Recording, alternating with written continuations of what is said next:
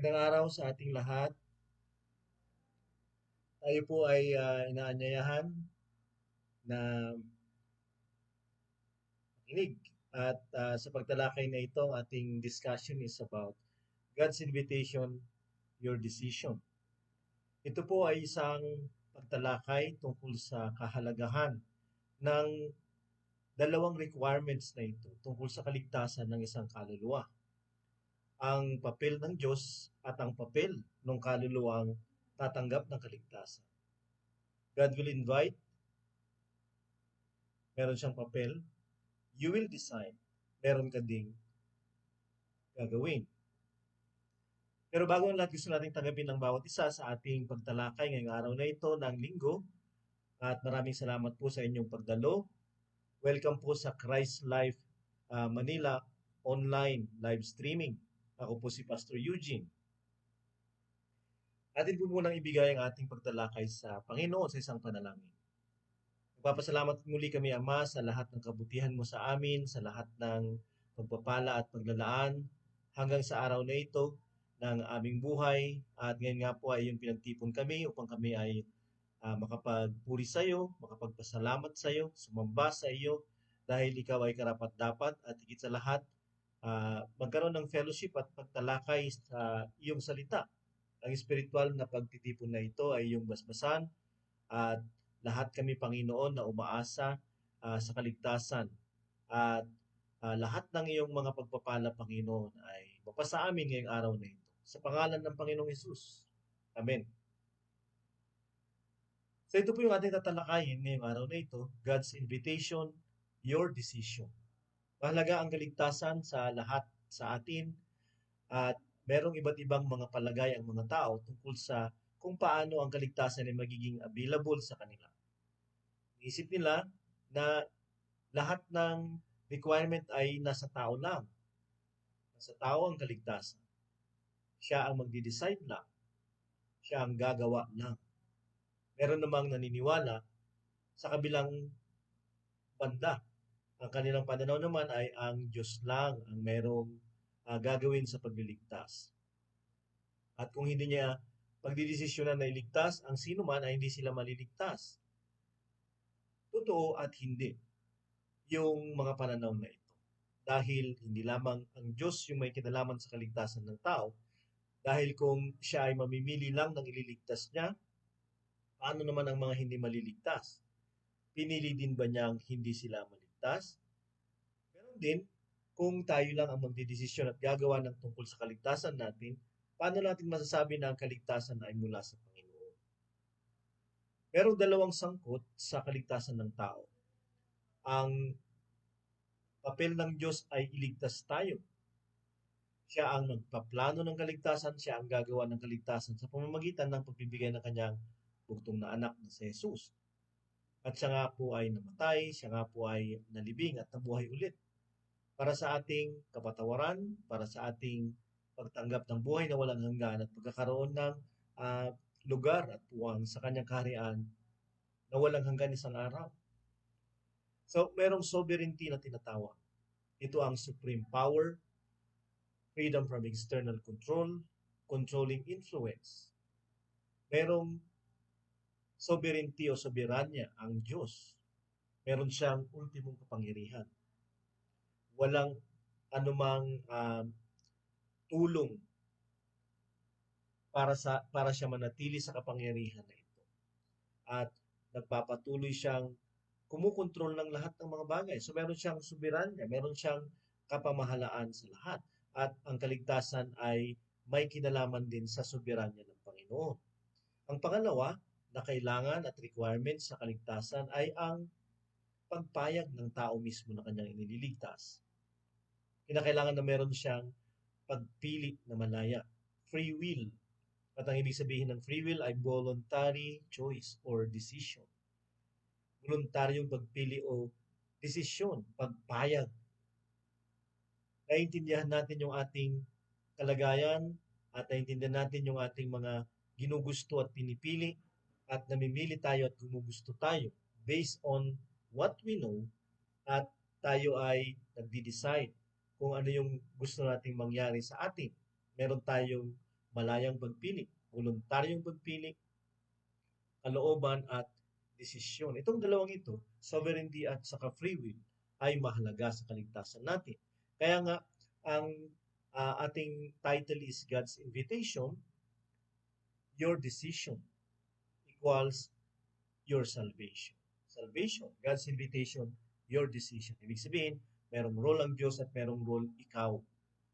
Ikaw ba ay nag-isip na tungkol sa bagay na ito?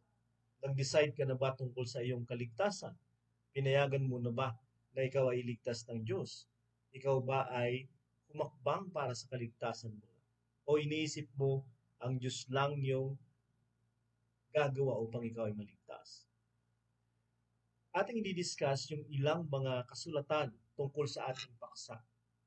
Kaya kung kayo ay handa na, simulan na natin. Sa Isaiah 55 verse 6, sabi dito, "Seek the Lord while He may be found.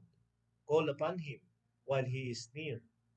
Nandito yung tila baga pag-utos sa mga tao na hanapin ang Panginoon hanggat siya ay pwede pang matagpuan at tumawag sa Kanya hanggat siya ay malapit. So seek the Lord. Sabi niya, tao ang magsisik o maghahanap sa Panginoon. Samantala, sa Luke 19 verse 10, nung dumating ang Panginoong Hesus, sinabi niya, "For the Son of Man came to seek and to save the lost." Okay? Nung dumating ang Panginoong Hesus, sabi niya, the Son of Man, siya, ang Diyos na nagkatawang tao ay dumating upang maghanap at magligtas ng mga ligaw. So, kaya lang sinabi sa Isaiah 55 verse 6, "Seek the Lord." Ikaw ang maghahanap. Pero sabi niya, the Lord came to seek and save the lost. So, merong dalawa na mayroong kinalaman sa pagliligtas ng mga ligaw. Ito ay yung Diyos na naghahanap, na tila baga isang pastol na naghahanap ng nawawalang tupa niya, pero ganun din, longing, seeking ang isang taong gustong maligtas. Pareho silang seeking. The one is seeking the lost, the other one is seeking the Lord. Acts 2 verse 40, sabi ng Apostol Pedro dito, "And with many other words he bore witness and continued to exhort them, saying, Save yourselves from this crooked generation." So ito yung sinabing halos panghuli ng Apostol Pedro sa mga tao na nakarinig ng kanyang pangangaral ng Ebanghelyo. Nagpatuloy pa siya magsalita ng madami pa at nagturo pa siya ng marami at nanghikayat pa siya. At sabi niya, iligtas ninyo ang inyong mga sarili mula dito sa likong lahing ito. So sinasabi ng apostol, by the power of the Holy Spirit, at ito ay nasa mga kasulatan, na tayo ay magliligtas ng ating mga sarili. Katulad ng sinasabi dito, save yourself, sabi niya sa mga tao. Pero sa 2 Timothy 1 verse 8 at 9, sabi niya, "Therefore, do not be ashamed of the testimony about our Lord, but share in suffering for the gospel by the power of God, who saved us and called us to a holy calling." Tayo ay hindi dapat nahihiya sa pagpapatuto tungkol sa ating Panginoon, at tayo din, habang ginagawa natin ito, ay makakabahagi sa mga kahirapan dahil sa Ebanghelyong ating pinapangaral sa pamamagitan ng kapangyarihan ng Diyos. Sabi niya dyan, na nagligtas at tumawag sa atin ng isang banal na pagkatawag. Pero yung na-highlight dito is God who saved us, sabi ni Apostol Pablo. Pero sabi ni Apostol Pedro, save yourselves. Tayo yung magliligtas ng ating mga sarili. Pero sabi niya, God who saved us. Hindi, gusto nating iligtas yung ating mga sarili kapag nakikita natin yung kasalanan at pupuntahan ng kasalanan, kung ano yung kakahantungan nito. Ililigtas natin yung ating mga sarili. Magiging iba tayo ng takbo, ng hakbangin ng pamumuhay mula dun sa karamihan na nasa paligid at sa sanglibutan natin. Dahil bakit? Dahil alam natin na tayo ay mapapahamak at ililigtas natin yung ating mga sarili. Dahil narinig natin yung ating ebanghelyo, dahil narinig natin ang salita at ginawa ng ating Panginoong Hesus, gugustuhin natin yung kanyang pagliligtas. Sa ganung paraan, ginugusto nating iligtas yung ating mga sarili. At ang Diyos ay handang magligtas sa atin kung gusto na nating maligtas. Acts 16 verse 31. And they said, believe in the Lord Jesus and you will be saved, you and your household. Ito'y sinabi ng mga alagad dun sa isang jail guard o gwardiya ng kanilang pihitan o kulungan. Naghimala ang Diyos sa kanila at nabuksan yung kulungan at magpapakamatay na sana itong gwardiya na ito. Subalit pinigilan siya ng mga alagad at siya ay pinangaralan, pinututuhanan ng ebanghelyo sa kanya. At sabi nila, paniwala ka sa Panginoong Hesus at ikaw ay maliligtas at ang iyong sangbahayan, yung iyong pamilya. Na parang ang sinasabi nila, maniwala ka at maliligtas ka. Ito yun. Maliligtas ka dahil naniwala ka. Pero sabi sa James chapter 2 verse 14, what good is it, my brothers, if someone says he has faith but does not have works? Can that faith save him? At kanina sinabi na ikaw ay maniwala at maliligtas ka, ikaw at ang iyong sangbahayan. Pero sabi ni Santiago dito, ang naging pastor ng Jerusalem Church, kung sasabihin ng sino man na siya mayroong pananampalataya, naniniwala siya, subalit hindi siya gumagawa, wala siyang anumang ginagawa, may liligtas ba siya ng pananampalatayang yun na walang gawa? So may mga nagsasabi na maniwala ka lang, maliligtas ka na. Kapag ikaw ay gumawa, halimbawa ikaw ay nagpabautismo sa tubig, hindi na part ng pagliligtas ang pagbabautismo sa tubig kasi ito ay hindi na pananampalataya kundi gawa. Pero sinasabi dito ng Santiago, at ito ay kabahagi ng sa kasulatan pa din na tinatawag na Biblia o salita ng Diyos, kinakailangan na mayroong gawa ang pananampalataya. Hindi lamang faith, kundi faith din at paggawa. Dalawa yung dapat nating tangkilikin. Diba? Nananampalataya sa Diyos, pero paggawa dahil nananampalataya tayo sa Kanya. Dahil hindi tayo pwedeng manampalataya sa Diyos na hindi naman natin siya susundin. Sa 2 Thessalonians 1 verse 8, sabi dito, in flaming fire, inflicting vengeance on those who do not know God and on those who do not obey the gospel of our Lord Jesus.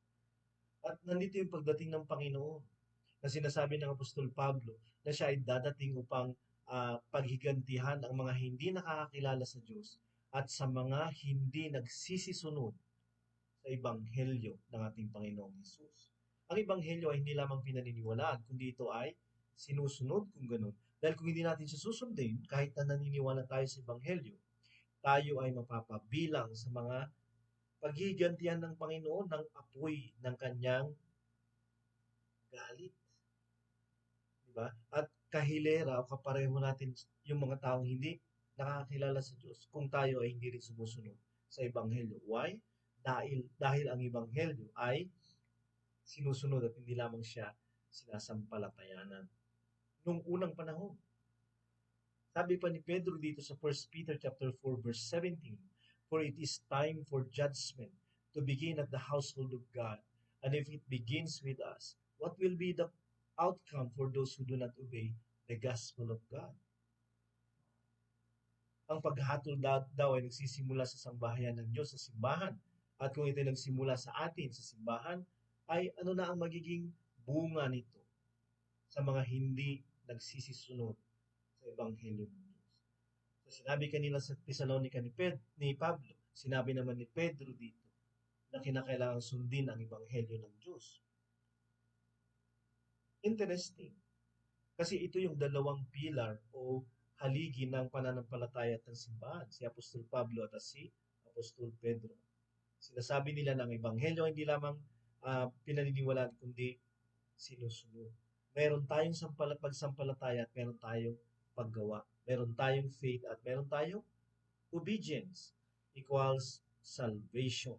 Kasi hindi ka pwedeng naniniwala sa Diyos na hindi mo sinusunod ang Diyos.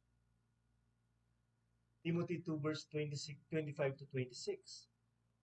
God may perhaps, sabi ni Pablo, grant them repentance, leading to a knowledge of the truth, and they may come to their senses and escape from the snare of the devil after being captured by him to do his will. Ang isa sa paraan ng kaligtasan o hakbang para maligtas tayo mula sa ah, bitag down ng Diablo. Okay? Upang tumigil na tayo sa paggawa ng kanyang kalooban ay kung ang Diyos ay magbigay sa atin ng pagsisisi. God granting them repentance. Ang Diyos ay nagbibigay ng ating pagsisisi. Diba? Kung magsisisi ang isang tao dahil binigyan siya ng Diyos ng pagsisisi. Pero sinasabi ng Acts 17 verse 30, the times of ignorance God overlooked, sabi ni Apostol Pablo dito. But now He commands, all people everywhere to repent. Sinabi niya kanina na ang Diyos ang nagbibigay ng pagsisisi. Pero dito, ang sinasabi niya, ang mga tao ay kanyang inuutusang magsisi. Kung ikaw lang yung nagbibigay ng pagsisisi upang sila ay mapatawad mo, upang hindi mo sila hatulan at dahil doon ay maligtas sila, ikaw yung magbibigay ng pagsisisi. Bakit mo ipag-uutos na magsisi ang lahat sa lahat ng dako kung ikaw yung nagbibigay ng pagsisisi? Kapag inuutos mo sa isang tao yung isang bagay, kaya niyang gawin yun sa kanyang sarili kahit hindi mo siya tulungan, di ba? So, dalawa yung sinasabi dito. Ang Diyos ay nagbibigay ng repentance o pagsisisi at ipinag-utos niya yung pagsisisi sa lahat ng dako. Nagbibigay siya ng puwang, ng oras sa mga tao. Naghihintay siya bago yung kanyang paghatol sa mga taong makapagsisi dahil ang utos niya ay magsisi silang lahat. Dahil kung hindi siya maghihintay, hindi siya magbibigay ng pagkakataon upang makapagsisi sila, huwag niyang ipag-uutos na magsisisi itong mga taong ito kung wala naman silang opportunity at time na binibigay ng Diyos. So, ang Diyos ay kinakailangan sa pagsisisi at ganoon din ang tao ay kinakailangan magsisi. God grants repentance, but also God is commanding all the people to repent. Two truths tungkol sa repentance. Merong part ang Diyos at merong part ang tao. Deuteronomy 10 verse 16. Sabi dito ng Panginoon through Moses, circumcise therefore the foreskin of your heart and be no longer stubborn. Circumcise your heart. Ang circumcision ay covenant with Israel. Okay, ang bayan ng Diyos. Upang sila ay maging in covenant with God, ay pinag-utos niya na sila ay magpatuli. Di ba? Pero dito ang sinasabi niya, hindi lamang yung physical yung pagtutuli dahil ito ay God's commandment. At lahat ng God's commandment ay spiritual. Kaya sabi niya dito, circumcise your heart. Di ba? Kayo yung magpatuli ng inyong mga puso. Okay? Ang circumcision ay katulad ng sinasabi ko, ay commandment ng Panginoon, pero higit sa lahat ito ay covenant with God. At ito ay by the heart. Okay? Kasi ito ay pagsunod sa Panginoon. Okay? At ito ay paglambot ng heart kasi hindi na magiging matigas yung mga ulo nila. Diba? Pero ang sinasabi niya dito, ikaw yung magsi-circumcise ng puso mo. Diba? Ikaw yung magdi-decide na sumunod sa Panginoon. Ikaw yung magiging mapagpakumbaba at malambot sa kanyang kalooban. Circumcise your heart. Bagong puso. Deuteronomy 30 verse 6, and the Lord your God, sabi niya, will circumcise your heart.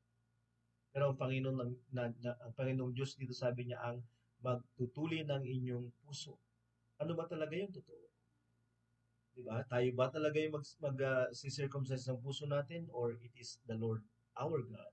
At sabi niya, and the Lord your God will circumcise your heart and the heart of your offspring, kahit yung inyong mga kaapu-apuhan, so that you will love the Lord your God with all your heart and with all your soul and with all that you may live. So, kanyang commandment yun, to love God with all your everything, heart, soul, and mind, and strength. Pero hindi mo magagawa yan kung hindi circumcise yung heart mo. Hindi yung iyong physical, kundi yung iyong spiritual. Diba? It's a covenant na hindi lamang superficial, physical, kundi ito ay spiritual. So the heart, in the heart, by the heart. Pero it is the Lord's doing. Pero at the same time, it is the willingness of yung tao na yung na nakikipag-covenant sa Panginoon. Kaya nga, sinasabi din na circumcise your heart. So, dalawa, yung yung gumagawa ng circumcision. Yung pumapayag ng circumcision at pagbabago, nagpapakumbabatang Diyos na nagsi-circumcise, nagbibigay siya ng pagbabago sa mga puso ng mga tao upang maibig nila yung Panginoon with all their hearts and soul. Romans 2 verse 28-29. For no one is a Jew, Israel. Sila yung mga may covenant na nation with God, who is merely one outwardly. Di lamang physical ang Israel, nor is circumcision outward and physical, sabi niya. But a Jew is one inwardly. Ang Jew, isang tao na may covenant with God. Sabi niya, hindi lamang ito outwardly or physical, dahil sila ay piniling lahi ng Diyos, subalit inwardly. At sabi niya, uncircumcision is a matter of the heart, by the Spirit, not by the letter. His praise is not from man, but from God. Circumcision is a matter of the heart, by the Spirit. Diba? Hindi ito physical, kundi spiritual, by the Holy Spirit. Okay? So, hindi lamang dapat tinanggap yung circumcision, kundi yung spirito ay magbago, yung puso ay magbago, magpapakumbaba na sa Diyos at susunod na sa Diyos. Diba? At ito yung sinasabi niyang totoong circumcision at totoong Jew. Isang covenant partner with God. Ezekiel 18 verse 31. Paano nangyayari yun? Diba? Paano nangyayari yun? Na tayo ay merong pagbabago ng kalooban ng puso. At ang tawag doon ay circumcision by the heart, by the Holy Spirit. Sabi dito sa Ezekiel 18 verse 31, cast away from you all the transgressions that you have committed. Lahat ng ginawa ninyong mga katampalasanan, mawala sa inyo. Itapon na ninyo. And make yourselves a new heart and a new spirit. Why will you die, O house of Israel? At sabi niya, gumawa kayo sa inyong mga sarili ng bagong puso at bagong spirito, bagong diwa. Paano nila magagawa ito? At ito yung circumcision of the heart. Nakatulad na sinasabi niya kanina. It is, tayo yung gagawa. Diba? Tayo yung magkaroon ng bagong puso at bagong spirito. Pero sabi sa Ezekiel 36 verse 26, I will give you a new heart. Sabi niya, gawin ninyo maging bago yung puso ninyo at diwa yung spirito ninyo. Pero sabi dito, I will give you a new heart and a new spirit. Ang Diyos yung magbibigay ng bagong puso at bagong diwa sa atin. Kasi sabi niya, I will put within you yung bagong spirit na ito. At yun yung kanyang spirito. Katulad ng sinasabi sa Romans chapter 2 verse 29 kanina. Diba? Yung Jew inwardly. Okay? By the heart, by the spirit, sabi niya. So, sa ganito nagkakaroon tayo ng covenant na para bang circumcised Israelite tayo. Kapag tayo binibigyan ni God ng bagong puso at bagong spirito ay inilalagay niya sa atin. At sabi niya, I will remove the heart of stone from your flesh and give you a heart of flesh. Isang kalambutan sa kanyang kalooban at kanyang mga salita. Hindi na yung dating matigas na puso at kalooban, kundi bago na. Why? Kasi tayo ay nagbago ng ating mga puso at ng ating mga espiritu. Kasi tayo ay humingi ng bagong espiritu sa Kanya upang tumira sa atin at tayo ay mapabilang sa Kanyang tinatawag na covenant partners katulad ng Israel at ng mga Israelites. Philippians 2 verse 12 to 13. We're still talking about the role of God and the role of men sa kaligtasan. Okay? Merong mga roles sila, the sovereignty of God and the free will of men. Sabi niya dito, therefore my beloved, as you have always obeyed, so now, not only as in my presence, but much more in my absence, work out your own salvation with fear and trembling. For it is God who works in you both to will and to work for His good pleasure. Okay? So sabi niya, magsipag sunod kayo kahit na wala ako dyan. Kasi nung ako ay nandyan, kayo ay sumusunod. Pero kahit wala ako dyan, mas sigit na sumunod kayo. Sabi niya, work out your own salvation. Diba? Katulad nung nag-i-exercise, kinakailangan gawin yung exercise. At ang sinasabi dito ay, gagawin mo yung sarili mong kaligtasan. Diba? Pagganahin mo yung sarili mong kaligtasan. Tayo ba talaga yung magpapagana ng kaligtasan natin? Sinabi niya dito, it is God who works in you. Diba? Hindi lamang tayo, kundi ang Diyos ay kumikilos din sa loob natin upang magawa natin yung kanyang kalooban at ang mabuti niyang um, kaluguran sa atin. So it is both. We're going to work out our salvation and our God is going to work in us para masave tayo. So salvation, it is God's invitation, it is God's doing, and our decision, it is our doing. Salvation. Merong role tayo, meron role ang Diyos. Ikaw ba ay nagdesisyon na para sa kaligtasan mo? Ikaw ba ay nag-decide na upang tanggapin ang imbitasyon ng Diyos? O hindi ba? O nag-iisip ka na ang Diyos ay magliligtas sa iyo, whether you like it or not? No. God will save you and you have to like it. 1 Corinthians 3 verse 6 to 7. Sabi ng Apostol Pablo, I planted, Apollos watered, but God gave the increase or the growth. Na para bang ang kaligtasan ay katulad ng pagtatanim. Merong nagtatanim, merong nagdidilig, pero ang Diyos yung nagbibigay ng paglago at pagbunga. So neither, sabi niya, he who plants nor he who waters is anything. Walang kinalaman sa paglago ang sino mang nagtatanim o nagdidilig, but only God who gives the growth. Paano tayo lalago sa kaligtasan natin? Diba? Hindi lamang tayo at yung iba na tumutulong sa atin upang tayo maligtas ng mga tao dahil ang tagapagligtas ay ang Diyos. Ang Diyos ang nagpapalago sa atin. Siya yung nagbibigay sa atin ng opportunity to grow. Siya yung nagbibigay sa atin at ng pagpapala to grow. Siya ay pumapayag sa atin. Binibigyan tayo ng opportunities upang matry at masubok upang mag-grow at magbunga. I planted, Apollos watered. Yan yung humanity ng salvation at growth at maturity, pero God gave the growth and the increase at the same time. 2 Peter 1 verse 10.